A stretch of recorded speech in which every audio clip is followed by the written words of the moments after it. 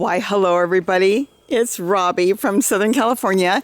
Today, I just want to talk a little bit about microclimates all over your yard. And as you can see, the way the sun is and how tall I am out here early in the morning.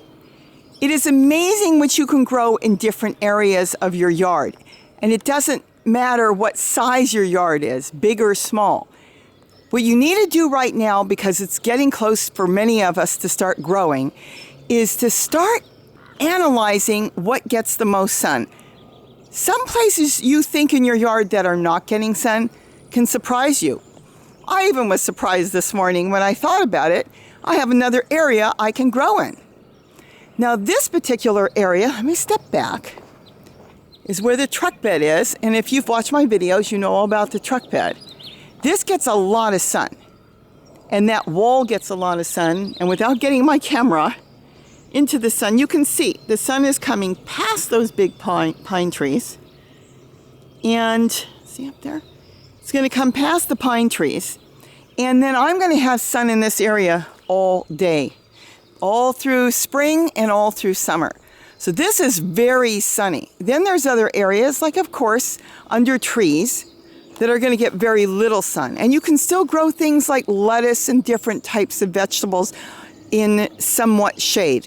They all need a little bit of sun, but a lot of things do better with less sun. So this is something that you really want to analyze. Even, you know what, right now I would grab a piece of paper and a pencil and kind of walk around your property and start looking at it different times of the day and analyzing how much sun it gets. What time is it getting sun? Like the sun is coming out here, 8 o'clock in the morning, I'm starting to get sun here. And this is perfect for things that love the sun. Vegetables that are sun-loving plants, like, well, obviously my Swiss chard grows great out here. My moringa needs sun. There's a sunflower up there showing you there's enough sun that came out just because a bird dropped a seed up there. I've got eggplant growing here. I've got all kinds of zucchini that grew here last year. I grew cucumbers, onions, walking onions, all kinds of things. I could pretty much grow anything in this area. But I will admit, in the summer, it gets really, really hot, so I have to make sure it's well watered. But in the spring, it's perfect. And there might be areas you think that's not getting sun, and it will surprise you that it's getting a lot of sun. Let's walk over to another area in my yard that I didn't think about. So now I'm in my front yard under the pine trees. And you would think, well, gee, you can't grow under pine trees. I have been growing a lot of food in the front yard. Look at this tomato plant. I didn't even plant this tomato plant. It came up in my onions that I'm growing, and it's doing fantastic on a chair. So now I've got a great big tomato plant growing there with all my onions that I've been harvesting and using to eat. I've got mint in containers. Look at the front yard. Now, I don't quite have it all with sun right this minute, this early in the morning, but as you can see, let's pan up. The tree is full of birds and everything. The sun is going to go past that pine tree soon, and it will give enough sun in my front yard to grow beets, to grow broccoli. I'm growing red vein sorrel. I'm growing all kinds of kale. Look how beautiful that Swiss chard is in there. And I am covering it with tulle to keep the rabbits out. Squash. I've got all kinds of things I can grow in this front yard. I've got squash just starting. We've still been a little cool here, but it is just starting. This was a test seed. So it is just starting to go. And yes, there's some eggshells I got to cover up a little bit. I'll leave that open right now, because I compost in place. But here in the front yard, I'm growing a lot of food. I don't get anywhere near the sun that I get in the back where the truck bed is, because once it drops over the house, I don't have any more sun. But I do get about a good 5-6 hours of sunlight, which seems to be enough for all the plants I've been growing here. Then I tried a couple years ago, you might remember, some of you, that I set this all up to grow lettuce and bok choy and different plants here. Well, it didn't work the way I wanted it to work. It grew, but the issue with the house is, on this side, it was only getting about 2 hours of sunlight. once the sun came across the top of the trees, it was shaded out already by the house, and then I wasn't getting enough sun.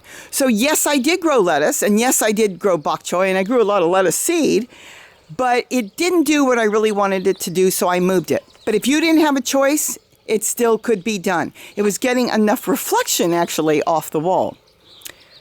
Then I scored some potting soil the other day just to have, and it was just delivered, and threw it up against the wall. And we sprayed it down with a little bit of bleach and water just because of the situations going on right now, the outside, and we're leaving it out there in the sun. And I analyzed that yesterday and realized, wow, this particular wall gets a lot of sun, because even when the sun drops, past the house, it goes past the trees, because the sun is behind the trees now, and goes past the palm tree. It gets all this sun all the way. So here is another area that I can grow in. Had I mapped out my property, very simple, just draw something really quick, write down the hours between what time and what time you're getting sun. If you're getting a good 5 or 6 hours there, you've got plenty of sun to start growing vegetables in, or a place to think about growing vegetables in. The front door here, it really doesn't get that much sun, because once it drops down afternoon and it goes past here, that particular chair, let me move this chair from here, and this has been fantastic growing food. Okay, that chair is good for Swiss chard. I've got stevia growing in there, garlic chives, walking onions, little droopy on the tomato, but I will have to admit, for this tomato, it is last year's plant. So cleaned up, it might work. I've been getting tomatoes, but maybe I would be better off to think about growing more greens in there. Probably even a kale would grow in there. So, and this is that simple. You can get a chair. Remember, chairs are designed to hold 200-300 pounds. Put a container of your choice. Look in your closets. You may have these totes around.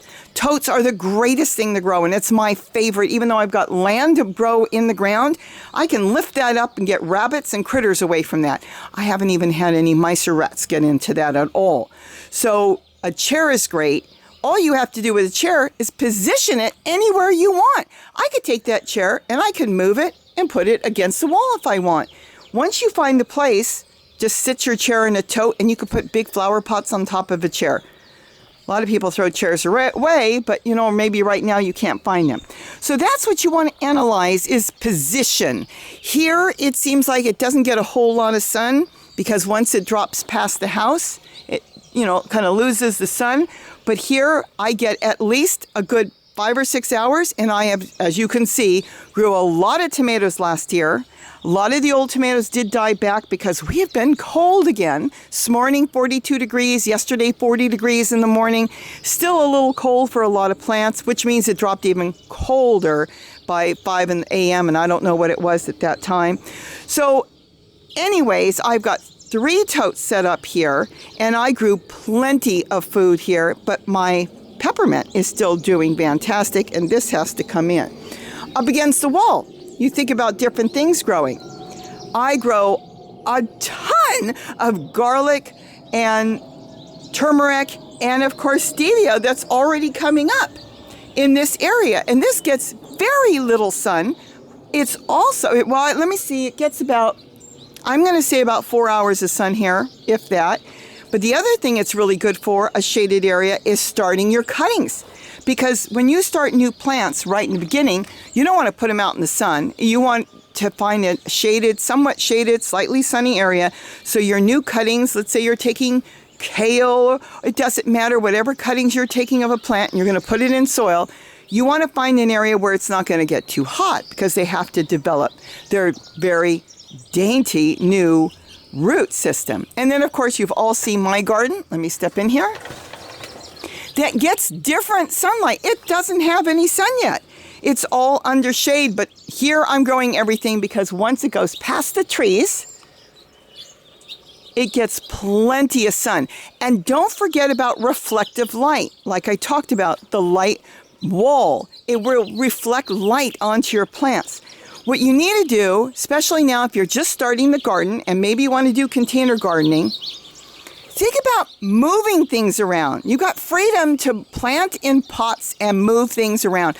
I'm going to have to say that even though I've got all this land that I could grow directly in, and I do have mint growing and garlic chives and multiple things growing in the ground, I prefer having them in flower pots or containers. Only because when summer comes, it's when I water them, I know the plant is getting plenty of water and it is holding the water for its roots. It's not running off somewhere else. But my particular yard, as you can see, gets sun on that end where that papaya tree is growing. And look at the collard there, the tree collard. It gets plenty of sun there, and the moringa. See, that side of the yard gets more sun because it's past the trees where the sun is hiding behind here. But all through here, I'm getting plenty of food.